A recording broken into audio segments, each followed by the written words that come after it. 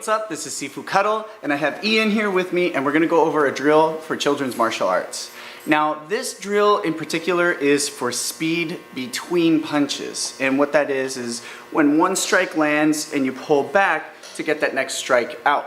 Now, usually in combinations, this is where people can get a little bit slow because they try to push through and then they reset and then push through and then reset. So when the punch starts coming back, we can throw the next one. And that's what we really try to work on this particular drill, as well as a forward pressing energy. So when you hit, you don't just bounce off the surface, but you actually go through, okay? All right, for this one, it's very simple, but it's good to have two pads. I have one small pad and one big pad, all right? And what I'm gonna do is I'm just gonna hold this up. He's gonna go to a guard stance position and then punch.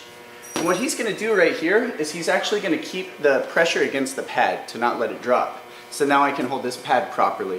Now I'm going to have him punch with the other hand. Punch! Good. See how he keeps it up? Ready? Punch! Now the idea is not to have both hands touching at the same time. Ready? Punch! Punch! Punch! Punch! Punch!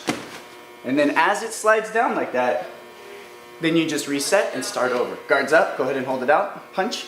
Good. And here we go again. Punch! Punch, punch, punch, punch, punch, punch, punch. Good. All right. So nice, simple drill, but this is a great way to develop that speed between punches as well as forward pressing motion. This makes the punches much more dense, feel much heavier, and much stronger. Okay.